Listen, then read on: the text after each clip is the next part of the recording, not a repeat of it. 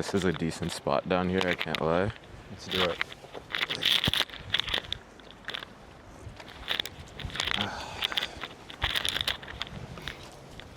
Now,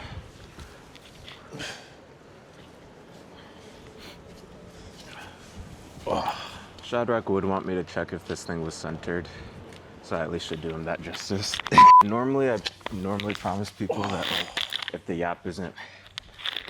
yap is just something you want to keep for yourself later, so we have good memories of whatever it is that we yapped about, then like it can always just be that. There are a lot of AVDP episodes that never dropped, but Sure. they all kind of, for me, like it's weird.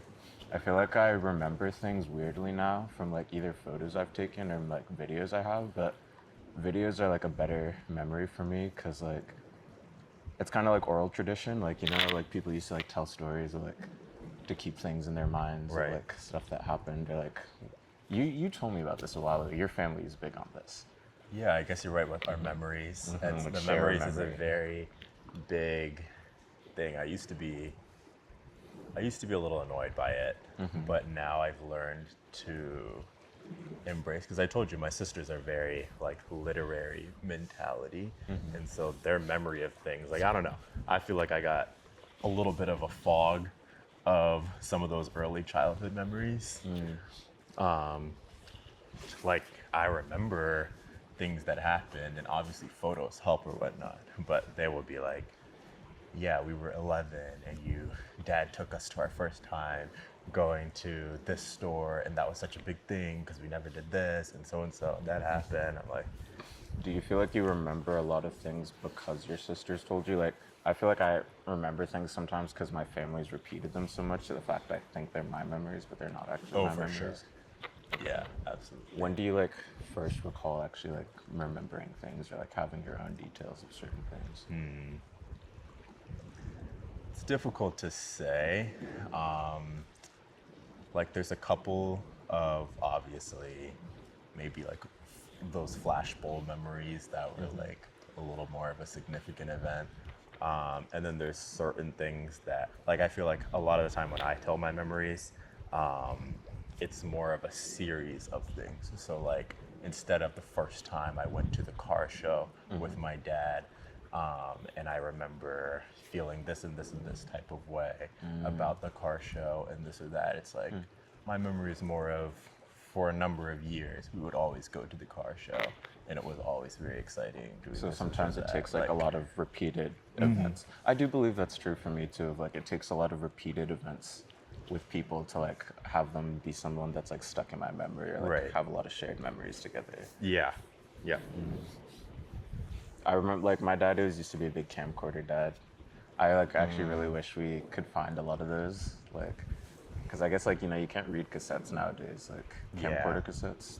So it's like I think we have a lot of stuff, but it's like we never made them digital or anything. So a lot of those like early recordings are like just gone, I guess. Yeah, I think our age is funny because we are at the cusp of when everything truly became digitalized. Like in our mid-childhood, the smartphone and whatnot came out, and then people started to have access of being able to have like a photo essentially of every day of your life if you wanted to. Yeah. Which when we were babies, it wasn't quite there technologically.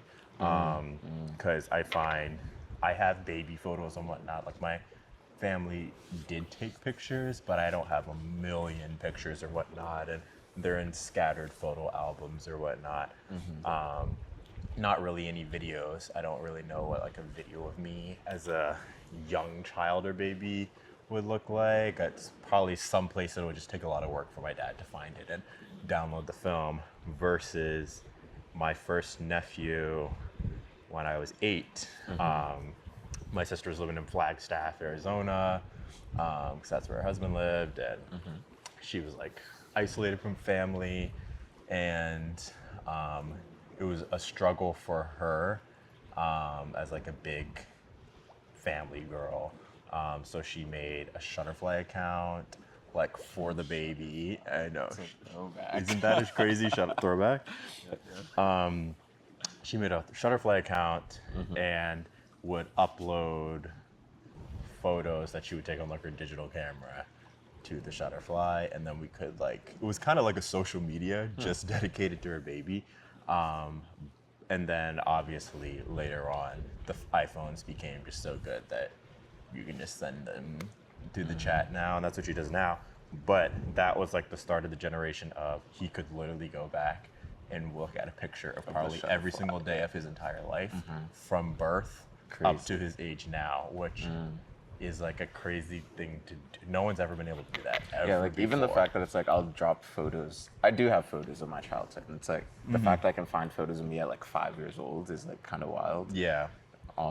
Just like doing things. But I did like miss the intentionality of like old photos and the way we used to like capture memories.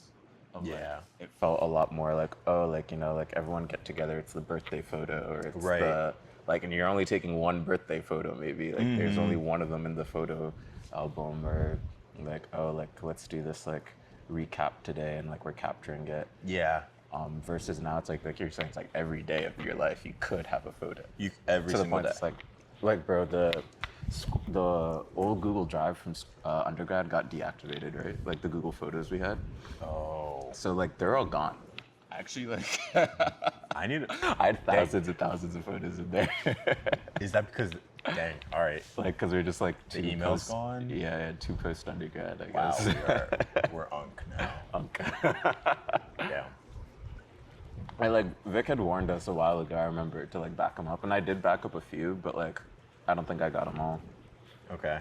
And it's like I actually. Were you uploading things onto Google Photos back then? I don't even know if I really have much Google Photos. Oh yeah. It was like the automatic backup from the phone to Google Photos, and like our school had given us like the unlimited Google Photos, like the unlimited drive. Remember? Right. So I was like, oh, bet, like I'm gonna just use it, and they're gone. But it's weird. It's like I had depended on it so much to back up my photos, but the fact that they're gone now is kind of like a strange deletion of my own memory to some degree, that like now the only things that are sticking in my head are like the really salient memories that we've talked about over and over again. Sure.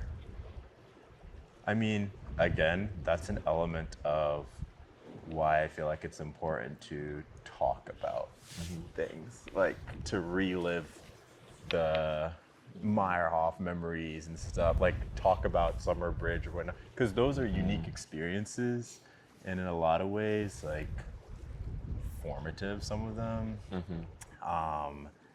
And yeah, especially like undergrad, like a lot of us just go through a lot of changes. I feel like a lot of Black kids go through a lot of changes. I was seeing like on TikTok the HBCU effect, and it was some crazy glow ups of like, you could tell clearly very nerdy suburban kids. And then they go through like their insane HBCU, like year 3 or junior year at Howard. So it's like completely different. And then but then after college, you live the rest of your life post glow up, like for everyone else. And I guess it's easy to like eventually perceive yourself as always have been that version, and then forget any other memories that you had before.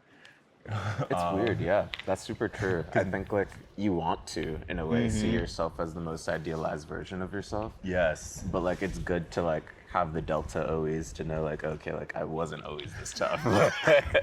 It's very important, yeah. And to not like, I guess, too negatively, like that's even a thing for myself, like what is the relationship with the like old high school self, or something that you just like don't identify with that much in later life? Because because so like for my grad party, my dad's like trying to do a slideshow going in the background of just like the number of years, I don't know, and just like pictures with friends, family, whatnot. And I was like, and he wanted to just do like an iPhone shared album, and I was like, okay, I'll mostly do this off of med school because it's like my med school graduation.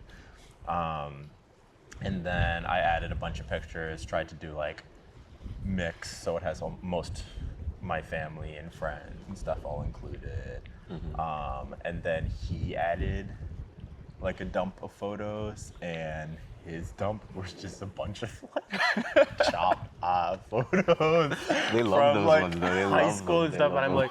like, wow, it's just such an interesting thing. And a number of these things, I was like, Dad, like you can't put this up there. Like this cannot go in the slideshow. And he was just like, why? Like you take yourself way too seriously. Like I don't understand. Like he was getting mad because he loves those photos, and They do. I I guess guess they're it's, the parents, you know, that's like, that's Yeah. how they saw you. And like, yeah, like they don't really, yeah. I don't know. that's funny. Yeah, like there's like a lot of photos of like me with like my buzz cut hair, like super short. My mom's like, you're so sharp. Wow, so handsome. You got to go back to this. Like, The African mom Yeah. with son who has dreadhead now. Like, happiest day of her life again would be like when you have a child, and then next, if you ever decide to cut them. yeah.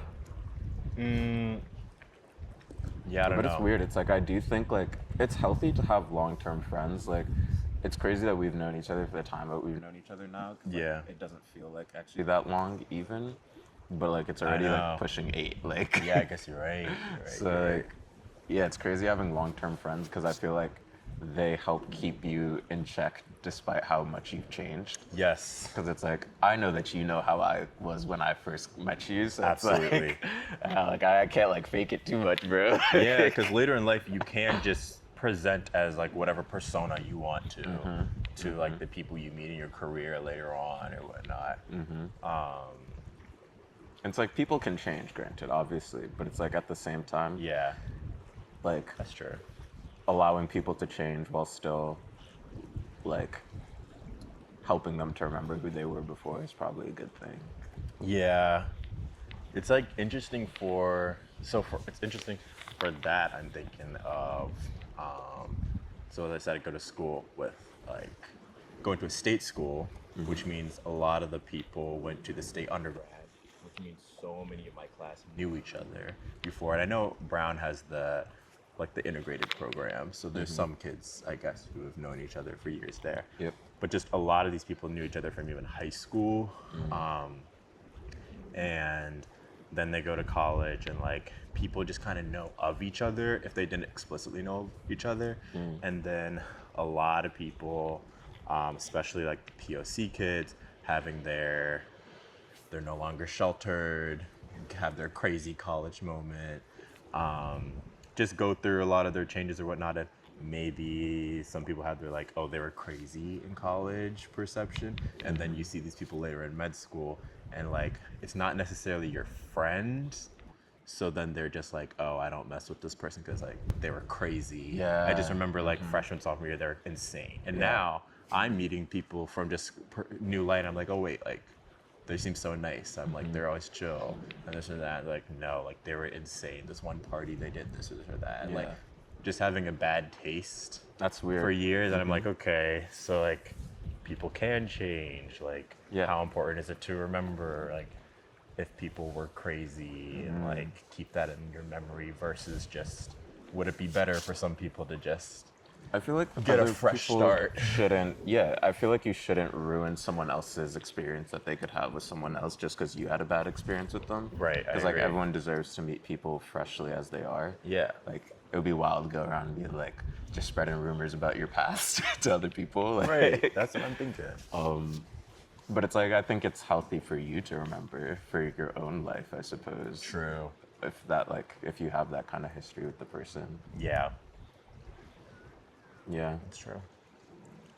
But yeah, as you were saying with the like the photos, I guess especially for our generation, we can be almost, I don't know, maybe the photos can hinder our memory, like certain parts of our memory from having to recall things because we have the crutch of like you can just look at a photo and if it's not in a photo then it doesn't exist sort of and you're not even exercising like let's talk about the Meyerhoff office from first year. Like, stuff bro, like actually, now that you've office mentioned hour. that, no one has actually mentioned The Office to me in like 6+ years. Like, I don't know, it's been a long time We'd be in the since office. anyone's talked about that with me, and we were there every day. Like, properly. Yeah, no, and even like now when I perceive myself academically, because you know we've been in school now for an additional, like as long as we've been in med school as long as we have an undergrad. So then you just have your new academic identity, and I'd say for us now it's like I'm definitely not that gunner, like sit at the front of the lecture halls or whatnot and like always asking a question. This or that, because I'm just like, Which is crazy. I took it a much more low-key approach in med school, but there was a time. There was a time. And like, if you went around exposing my past to people, they would know that. There truly was a time. And I forget. Yeah, it's easy to forget. It's easy to wrap yourself up in the like new persona of being just like chill. Yeah. Got good. No, there was a time people would be like fighting for those seats at the People would be waiting in line. People would be waiting in line, and I'm remembering like some heads like because the Chick-fil-A was putting right around. backpacks on the seats, like wicked work. Mad backpacks, like running into a chemistry lecture hall. The greed. People, like there are some heads who I'm not even gonna name getting there an hour and a half before lecture. An hour and a half before. Truly jokes. But yeah, I mean that's But I think that's undergo. It's like you're supposed to go through that time of just like rapid adjustment and change. You are. And like every year of undergrad, we did change quite a bit. Yeah. If I'm like recalling well, like even looking at photos back, it's like there were a lot of clear phases that we went through. And it's Absolutely. like, I wouldn't that's take kind of the any point. of it back. No, that's literally the point. And you're still young. Like started bridge at 17. Like, that's still crazy. pretty young. Why were we living on campus that summer? Like that was So, actually meant to. I know. Yeah, I am curious how you mentioned how like AI could have replaced Yeah, office hours. office hours Yeah. is blowing my mind. I'm so because I think you're right. If people still go to office hours, because like that was such a big thing. But office hours was never really about like because you're struggling always though. That was intro to networking. It was networking. Yeah. It was the only way That's how you that got like into research lab. as a first year, that was the way to get a first year as a freshman. That's the only way you're getting enough face time to appropriately ask a freshman year professor for a letter of rec for a research opportunity in the summer. Because otherwise, you're just a freshman. You never TA'd for them. You never LA'd for them. And there's a lot of people who are smart and can get good grades in a class. But it's the networking practice of going to office hours. Just chatting, anything. Like that's a professional skill. Asking questions you already know the answers to. Yeah, asking those theoretical questions. So it would be fun, as I was saying, like that early curiosity when I would just have my notebook of questions I kind of wanted answered for my own self-concept. Yeah. But it definitely changed over the years because I think like school became more of like you go to lecture, but then you go home and you find the answers yourself. Like Yeah. even before AI, I think there was a general shift to like there's not enough time to actually go to office hours and get all the questions you want answered. So like you do just need to go like look up the questions and like figure it out yourself. Yes. And your gaps in understanding as you gain more knowledge and I guess you get more niche, become a little bit more just super specific to whatever your specific gap is, as opposed to you're not understanding like a fundamental thing. Yeah. Like there's less fundamentals that you're not understanding once you've made it past I think like the big third year. threshold is when you start asking questions that your professors don't know the answers to, and then you're like, okay, well, I guess there was no point of me coming here. Right. It's like your professor's not necessarily doing research in the area of whatever specific question you're developing. But yeah, I mean, like AI does change a lot of it, and I do try to look things up sometimes, but also I think it kind of kills the curiosity a little bit. Like you do have to work to go a little bit harder to feel like you're still curious. Yeah, it Because- really kills it for me. Like it's like, yeah, like I could ask any question and understand it pretty well from just like asking AI. I can get it to explain it to me like I'm 5 years old if I want to. So it's It could build a presentation about it for me. if build I the want. lectures, give me the lecture. Yeah, So, yeah, like, yeah. I that know. part shot. But then what gets me now that I like is like it feels more translational. Like okay, like if the research part of it is like easy to do, then the like translational part is what's exciting. Like how do you then take that and like do something in the real world with it? Which is like I think that we should have more people using AI at their like respective levels to like actually do things that change the real world. Because like so much of research before was like you get attached to a PI that's doing some like outlandish ish that they spent their past like 20 years Yes. researching, and you're just like trying to like do a little part of that. Right. But I think like anybody at this age now can like really actually tap into that, and like if we using AI properly, it's like you actually can tap into answering the questions you want and enacting the change you want in your own Yeah, way. yeah, you're right. So like I feel like people got crazy ideas. Like there's no reason we shouldn't be executing on most crazy ideas that people have. Because like that's what makes this kind of unique. The fact that like I'm here thinking about something about like oh like I don't know, where does this water end? Or like can we inhabit the water? Like how do you do that? And it's Yeah. like you can get pretty far with that question by Right, like starting right. your research yourself. Yeah, it's interesting because I think that now, because okay, in undergrad they were giving us this big like it was always the MD versus the PhD and the like two sects and like you must combine them like the two schools of thought almost. And the MD PhD is the one way to combine them. And now being finished, I don't know. I am sort of seeing the like medical realm doesn't train out of the box thinking really. Very in the box thinking. Yeah, it is. Extremely. It's incredibly because but everything is supposed to be like you're supposed to do evidence based. You're supposed to be an evidence based clinician, you know. Yeah. Like you're not supposed to do. There's a clear separation from homeopathic and like anecdotal evidence or whatnot. Very like few diet modification, herbal medicinal remedies or something. It's like discouraged in the medical field. And like obviously, yeah, because they're teaching Western evidence-based medicine stuff. So I understand why that like school of why it sort of exists like that. But it's even funny when the general population thinks of like who is super smart. I'm like, it's hard for me to almost put a lot of medical doctors in that category to my head. Like I appreciate like obviously excellent test takers and excellent at like completing a standardized academic system, I guess. But not a lot of them are the creatives and like pushing the boundaries because you just kind of lose that.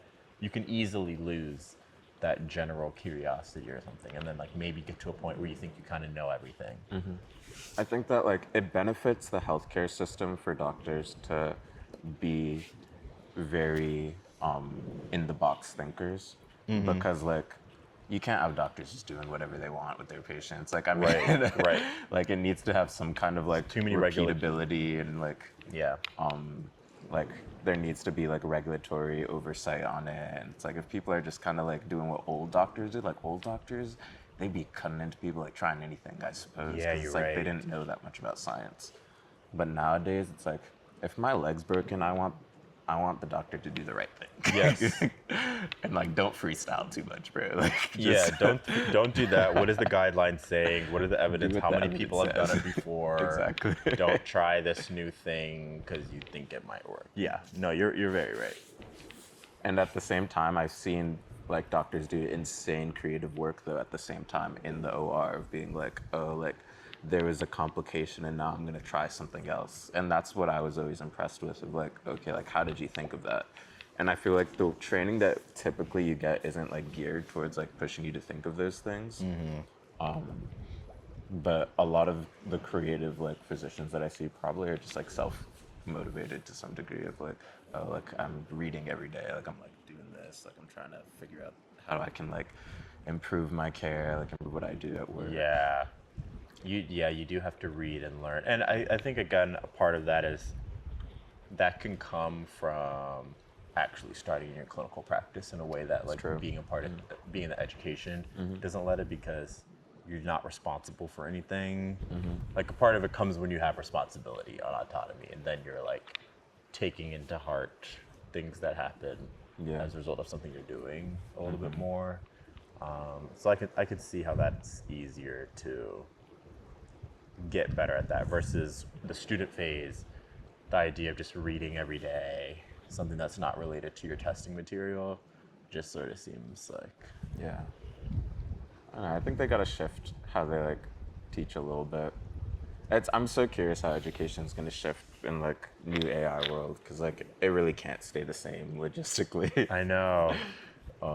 Well, I'm curious how the metrics of things are shifting. Like, I was already seeing that college and med school admissions, and I'm sure that applies to all other like grad and professional schools and whatnot. The personal statement has like been cut out as Has it really? reasonable, not cut out, but like as a valuable metric. It's starting to shift to that, because anyone can have an AI Personal level statement. professional personal statement. No, that's Just- true. Like personal statement used to be like, you were talented at writing. Yes. You could craft a good story that really like got your message across to someone. Right. Yeah, now like everyone's a writer. With very, and it is not difficult to put that level of input. And I don't think AI detection is like actually something that is super high quality. I'd say like for myself, what I look for now is like, it's like what are like, I think doing your own projects is super important nowadays. Like doing something that like shows that you're thinking and shows that you're synthesizing is like a really important skill. Because it's like just about anyone can like do a job of like, I ask you to like synthesize some data, or like data collection research in med school. It's like anyone can do like basic stuff like that Yeah, to some oh, degree. absolutely. And now with AI, like anyone definitely can do that. Yes. So it's like, that's not like terribly like that shocking. But it's like, if I see you're super passionate about something and you're really just like, you got some crazy idea and you're running with it, that's more so interesting to me. Of like you clearly see something here that other people don't, and you're trying to express it. And the more clearly you can express it, I think that's like what catches my eye. Right. A little bit. True. But then like I think also like not everyone's creative in that sense. So then like where do people that are not creative fall into that like space? That's what I'm not sure about entirely. Yeah. Or that are like, because there will be some people that are creative. Like, I'll say some of my creativity is falls more a little bit into the arts. Like, I don't know if I've mixed my thought creativity always like blends into my career necessarily. But I would love, with like a lot of time, to like the cello. I've told you I always want to like learn that and like just master improv piano or whatnot. And like Those are like probably like adjacent. Those aren't like direct career things, obviously. It's like what you do, but like they're. But it's an outlet for creativity outlets. though. But it's like completely not productive. It's like or it's not that it's not productive, but it's not something that on my resume there are projects that are completed that are like displaying my creativity in a way that's useful for the workforce. I think though, just like projects are just like how well do you capture what you do. Like if you like had a page where you like, I don't know, if you like were like, oh, like I play piano in this group, or like I record my piano, whatever, and I like post it here, or whatever it is. It's like you've captured a little bit of that. Yeah. And I think that's unique, but I don't know. I think other people are a bit like, they're doing a bit more with the creative stuff of like you know, like catering their like portfolios to do this and this and this, and not everyone's gonna be that person. Yeah, that's true. Gonna be that person. So like my sister is very like she's in like community like orchestra, and it's Oh, okay. that's like her thing. She's been playing cello for a while. She really loves it, but she doesn't like have a portfolio. She's not like telling people she's a cellist. Yes, yes, yes. And I think a lot of people kind of fall into that space of like they do something in the community, but they don't necessarily like broadcast it. Right. They have a creative outlet that's a little bit more kept to their self as like its own therapeutic thing, I guess. But I still think those are like really strong things to put on your resume, nonetheless. Like, did you talk about your piano playing on your resume? Yeah, I mean, at all? it came up in most of almost all my interviews or whatnot. And like that, I take it like they were interested in that to some degree. Like, Yeah, for sure, for sure. Yeah. Yeah, no, there's definitely a role for it, but yeah, it's interesting as you're talking about like being able to utilize AI to sort of complete tasks Yeah. that are also aligned with. I think like what's creativity. huge is like most people did have a lot of like hobbies and things that they did. Like I have like friends that do music and stuff, but it's like they be working so hard on it but have no portfolio because it's like how are they like 10 years ago, how are you gonna figure out how to make a website and like put your stuff on the website? But like I've made websites for my friends in like one afternoon who've like do music. It's like okay, like it's super easy now. Like you actually can have your portfolio to some degree and like put out the fact that like you do things and you don't yourself have to be like talented at like coding or whatever it is to like figure that out. So it's like I think it's AI is taking the role of a lot of like undesirable parts of work to some degree too, which is nice. Yeah, for sure. I guess also you're bringing up a good point of like confidence in being able to like advertise your skills is also a barrier because True.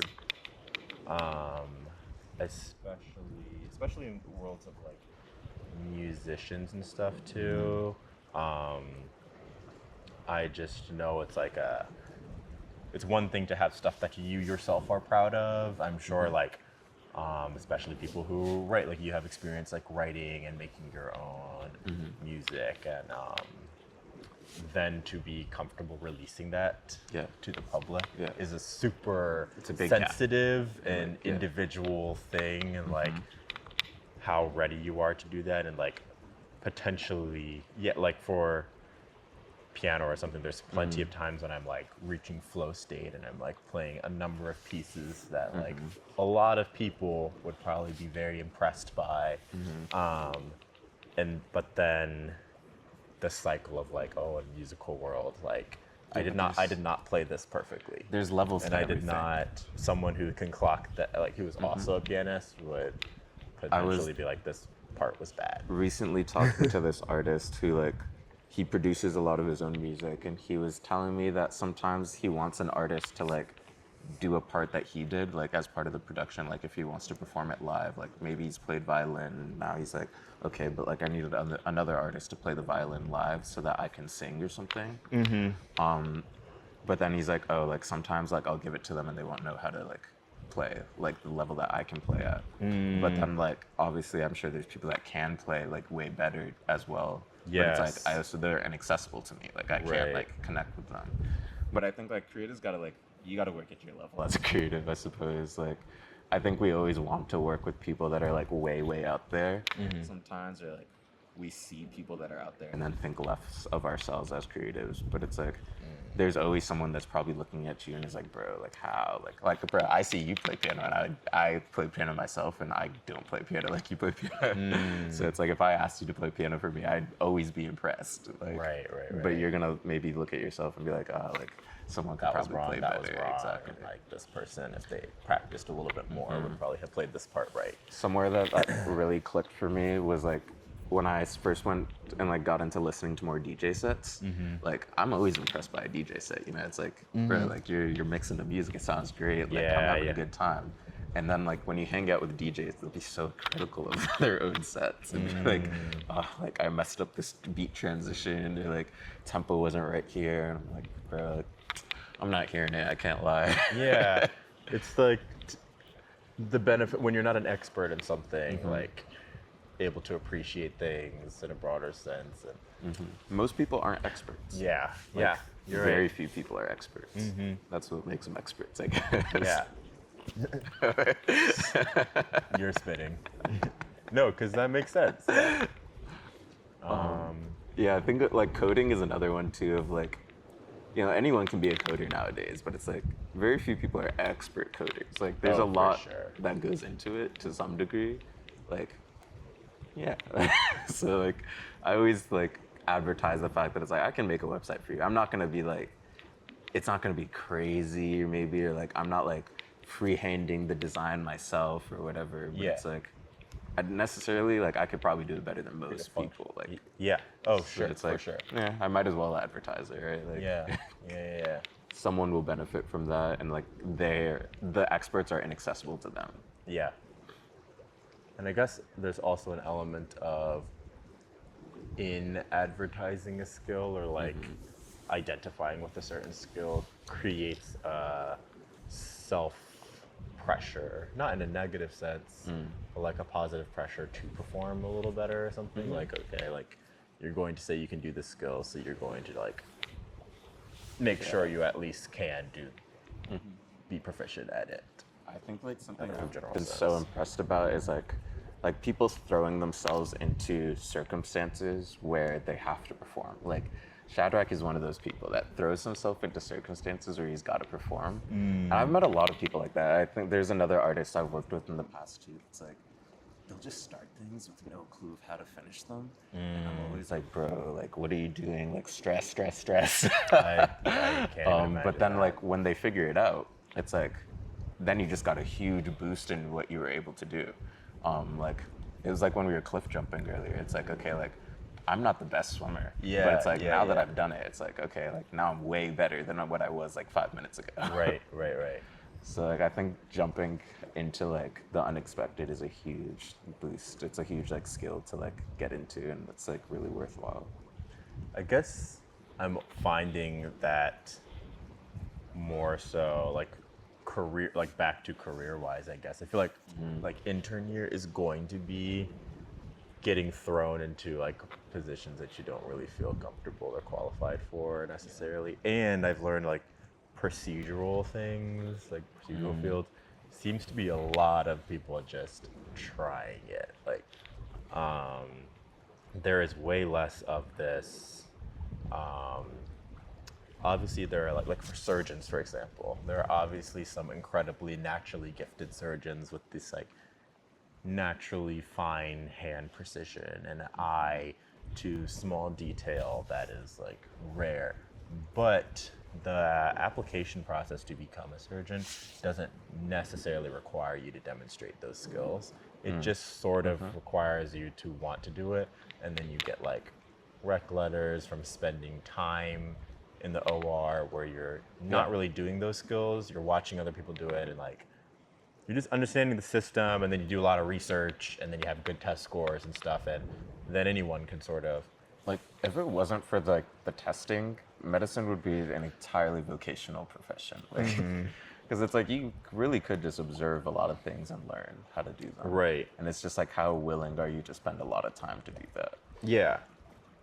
Like eventually they just tell residents one day to be like, okay, now you do it. Yeah. And now they're just like cutting a human body and like doing this or that. Like Yeah. there's not as much in my head. I was thinking like obviously everything has so much training. You've done all this practice on cadavers and like you've done all these dummy practice that they're like so prepared feeling when they finally are starting to cut into the body. I'm like, no, like they're just doing reps.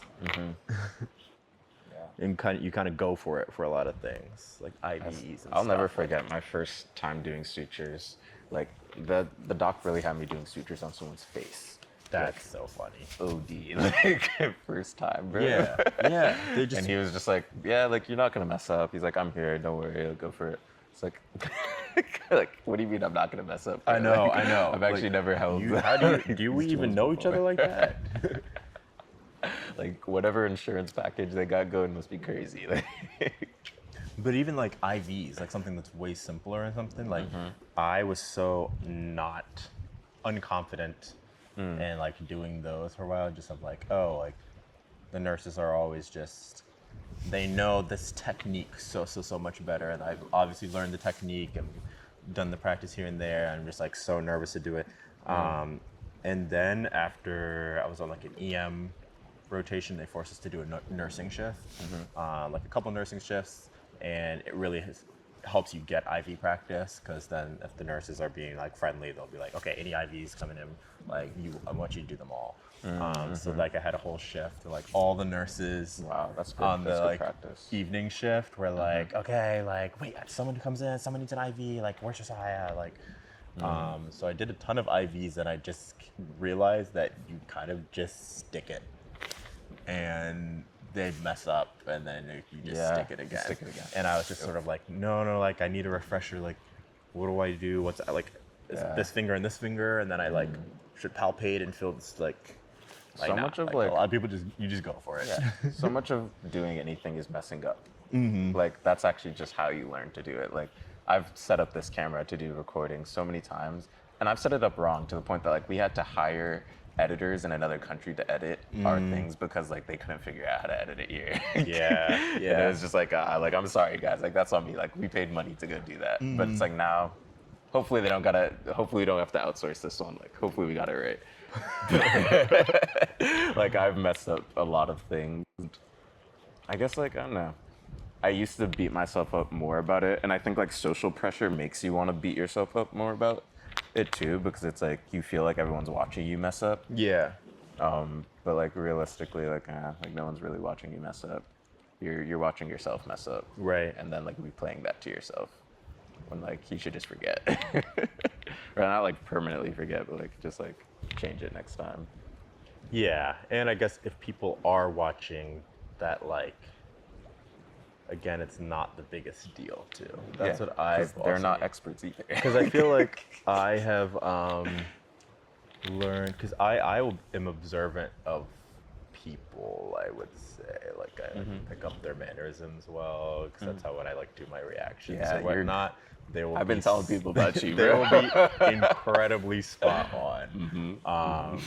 And I guess a part of that, yeah, because just like you're perceiving hella people, and then I feel like because I do that, I sometimes am like incredibly cautious. I don't like being perceived that other people myself. are perceiving. Yeah, you as well. I hate kind of being perceived. Yeah. Just kind of like, oh shit, like are other people like? I mean, I think what's interesting is like you do observe people. I think most people observe people, but do you really remember most people you observe? Like, probably not. No. Like, you probably remember such a small fraction of the people you observe to the level you can do an impression even. Right. So So it doesn't really matter overall. Like, in the grand scheme of things, like no one here is gonna remember us. that's what I'm trying to. That's what I've been learning and like accepting with myself. Like, it doesn't matter like being perceived or whatnot that much. Like, just do stuff. Yeah, I've been seeing, because it's like I see like my parents too. It's like there's so many things my parents do. It's like, oh, like bro, like aren't you like worried about being perceived? Like they'd be acting goofy sometimes, and it's just like, they're actually not stressed. Your 'cause it's parents, like, yeah. Like who's actually clocking that? Who's remembering? Like no one. That's definitely also an age thing too. Like you've been around enough, and you just simply don't care. Yeah, it's a good point. Like it's funny. I was talking to my cousin about this recently, of like that frontal lobe development, and like I was like, he was asking me like, bro, like any advice? Like what do I, like I feel like I'm going through a quarter life crisis, and I'm like, honestly, bro, if I could go back and tell my past self anything, I actually wouldn't have any words. It would actually just be like time. Like you just wait on that game. That's so funny. Because like there's a million things that I was like sitting there trying to think of. Like I used to be a really big like person that like was in my head, thought of a lot of stuff. But it's like there was a million things I was like hoping would crack the code of like what would make me feel just like at peace and normal and like present all the time. But then I was just like, just time. Like it's actually just like waiting on the fact that it's like I guess I've been around long enough that like most things just don't matter, I suppose. Like I suppose we'll just move on. But That's a funny thing you bring up. Yeah, the famous like if you could go back and give yourself advice, what would you say? So and so. It is always a hard thing. It's a hard question for me too. Like, I mean, I don't know. Like, stuff kind of figures itself out. It does. Like, there's really nothing that you probably clicked in your head other than the fact that like just time passed and like you reflected a bit more and realized that the things that were getting you down in the past weren't actually that big of a deal anymore. Yeah, and I'm wondering how many okay. people genuinely like feel like there's something. Because, for example, some people, like I have a friend who didn't get into med school his first time applying, and then like took a year off, did research, reapplied again, went to Maryland. Now he matched Emory Urology, which is like pretty big. cracked. It's huge. And I'm wondering if he was asked like, oh, what's something you would tell your old self or like your pre-med self? I doubt he would be like, I would have submit your things. Make sure to submit your apps like a month early or something, so that you don't potentially like, because it kind of just worked out. Like Exactly. he had the year off and it was annoying, but like he's obviously learned from it, and like I just don't sense this feeling of regret. Like that was kind of like the character development he needed, perhaps. Yeah. Like, that was just his path. And then I'm wondering if people who maybe tried to get into some school, or you're trying to do law school, and just LSAT wasn't working out. Like, would you give yourself advice to like approach it in a different way and like help you pass the test, or does it mean that like you yourself are not as inclined for like this just wouldn't have been where you flourish in the I field? think that there's like, I've been like thinking about this a little bit, and I've kind of come to subscribe to like the belief that you should try your best to do things, but at the end of the day, fate kind of is gonna like just happen. You know, it's like I could try my best to like get through med school or like get into the career that I wanted to get into, but it's like I've always been a person that's like been like, oh, like there's a reasonable amount of effort that I should put into anything, and after that it's like I'm being unreasonable a little bit. And if I reach that point of being like, I've put in a reasonable amount of effort for what my current circumstances are, like I'm not gonna like beat myself to death here, like trying to like study for this exam any more than I currently have already beat myself to death. And it's like, I think like at this point it's just fate's fate. Like I was saying, it was like when I was prepping for SEP, and then like I reached my peak and then my score started to go down, it's like gang, I actually just have to go take this. Yeah. Because it's like, yeah, there's a level at which like your fate is kind of just like not up to you entirely. Like some things are out of your control. For sure. So I reached that, and then also, I think there's this idea that like everyone's gonna die one day, right? It's like there's bigger things to worry about than your current circumstances. So it's like I kind of make sure I think of everything within the scale of like the fact that like life is long. Sometimes life is long. It's like I might just die, and like This is relatively, this is not that like deep or not that important. Yeah. It's just interesting because I feel like I'm also in that realm, but I've seen such a wide perspective of like the range, the threshold that different people will go to before reaching that. Like, okay, this is beyond. Like I have seen people push exams like multiple times and like fail at things several times and like maybe eventually they succeed through into a level at which probably my first go around like probably would have just stopped. I mean, you never know until it happens. Maybe right? I know. Like, you might have just like on it. No, you're right. I just. I think like that encompasses right. a lot of things, like your passion for something. That's that resilience they talk about. Yeah, it is. It is the resilience. Because there are things you failed at before. It's like everyone's failed at something. It's just like how willing are you to like just give it another go? And like most of the times you'll get it eventually. Right. I think like another really core belief I have is you can't be bad at something forever, bro. Like people beat you down on being bad at something for the first time, but it's like, bro, swear down if I do this for the next 20 years, I got it. Yeah, for I'm sure. not going to be bad at this forever. And No, I people agree are with like that. natural savants at stuff, sure, but it's like if you take the most unskilled person and have them work at a skill for like a long time, they'll be really skilled. Yeah, no, you're right. It is just nice when I guess you have the ability to choose, and I feel like that's something I'm trying to, like with new language. Like I Yeah. feel like I'm not someone who, when I took Spanish, I never felt bad at it. Like I enjoyed it when I took it in school, but it just was a class. It was like school and a class that I took for 4 years that had work and assignments, and I like wanted to get an A in the class. So that was maybe a little bit like, that helps you learn Spanish, and it was very grammar based. My teacher was very grammar, and so like the conjugations, like the AR and the ER and the past tense and so on. So like the grammar I felt strong in more than having to. I didn't necessarily need to be a amazing conversationalist in order to excel in the class or whatnot. And so I don't think that necessarily like means like good or bad naturally at Spanish or anything. I don't think I even have any idea how like naturally skilled I am at learning a language, because I feel like any other attempts after that class have been very half-hearted and like. So you kind of needed the rigor of like being in a class to drive you to do that. I feel like in that. I mean, you did mention you're like a unless- schedule-oriented person to some Yeah, degree. probably for learning, because, or else then I would have thrived if I was like put in a little bit of effort or something, and then I'm like suddenly able to remember all this vocab and like have a great conversation. And I'm like, ooh, I'm kind of good at this. Now I'm going to put in a ton of work in this.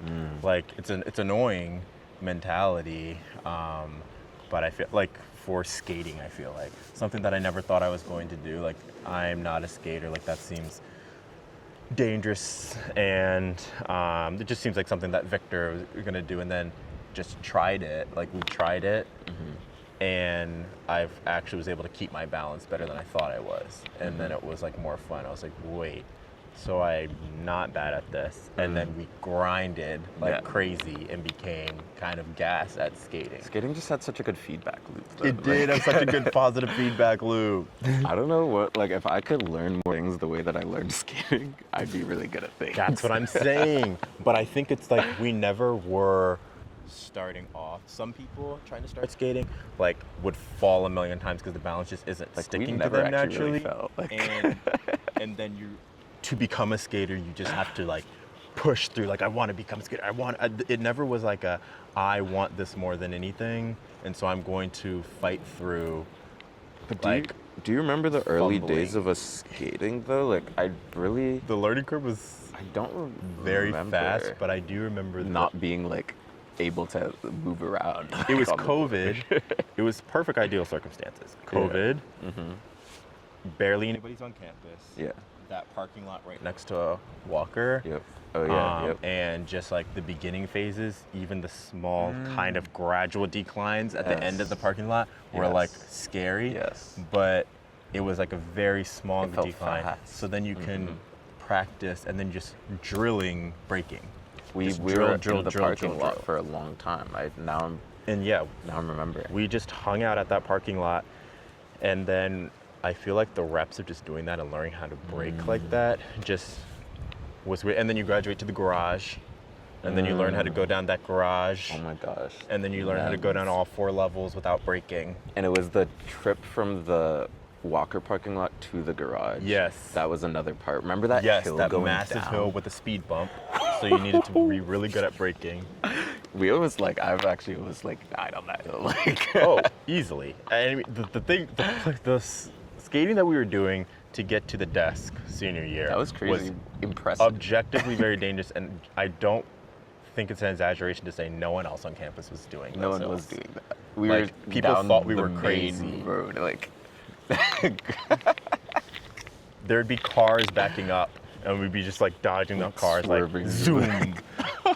and then it's like that nice break right when you get there. Yes, yes, yes. It was I think that was another, like, frontal lobe now probably wouldn't be taking those level of risks. Probably not. I actually don't know if I could still do that. I Like, just don't think curious. I would. I feel like Yeah, I don't know if even I if would. I got the feel back again, to too that bad. level, I just am like, what do I look like showing up to work at the hospital next day?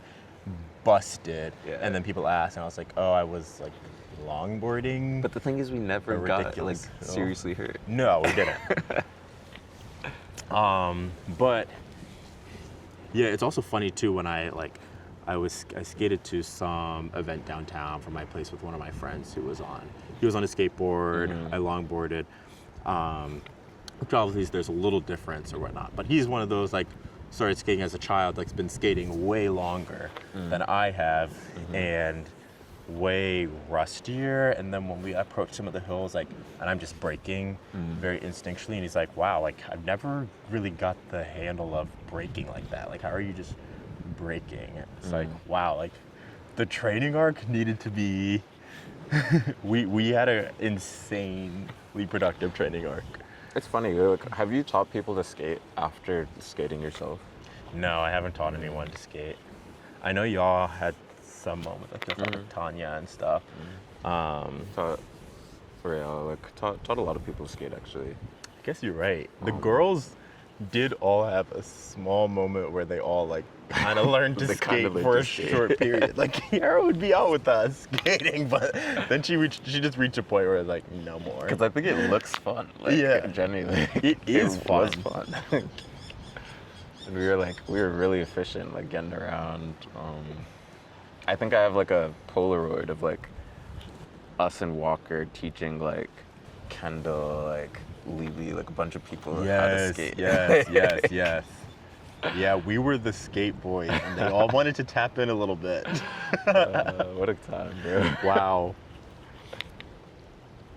But yeah, I mean, if I could learn more things like that, I think it's just like we were talking about earlier, it's that like challenge being at just the right level of challenge, where like it doesn't feel overwhelming, and at the same time, it feels like there's a good feedback loop. Yeah. And then that plus like, I don't know, like being a new skill, something that like you're relatively passionate about, and then like, and I guess not that there was urgency, perhaps maybe the urgency of us wanting to like be mobile on campus and like get places fast. Yeah. But like when those four things really locked in, then you like tied it to your identity of like we were skaters. Like it was Yes, like, we did. it wasn't is a Josiah's part of my got a it's- hobby. It's Josiah's a skater. It is. It's still part of the It identity. is, yeah. Yeah, no, you're right. Got to think of the things that will be, hopefully can like be a little bit, I'm trying to hopefully be a little less rigid with what it takes to be a part of the identity. Like the more things that I'm comfortable having that, I feel like the more just like experiences you can have. I don't know. Yeah, I think there's limited time to pick up certain skills. Yes. Like skating is a limited time skill. Like Yes. I do surf skating. I tried picking that up, but it's like surf skating's a lot of like being at like the skate parks that have like the bowls and whatnot. It's like I tried it for a little bit, but it's like, do I really want to like get into like risking busting my like, No. Yeah, not there's terribly. no. It is nice like now it is a mode of transportation sometimes to the gym, Yeah. but not too many places because like in Baltimore the roads There's not are a lot just of good not places great. to skate. But yeah, Anyway, Tapa's time. yeah. I was thinking the seat is getting really bony. Yeah. Ouch. Tapas than siesta. Like, Please. Ugh.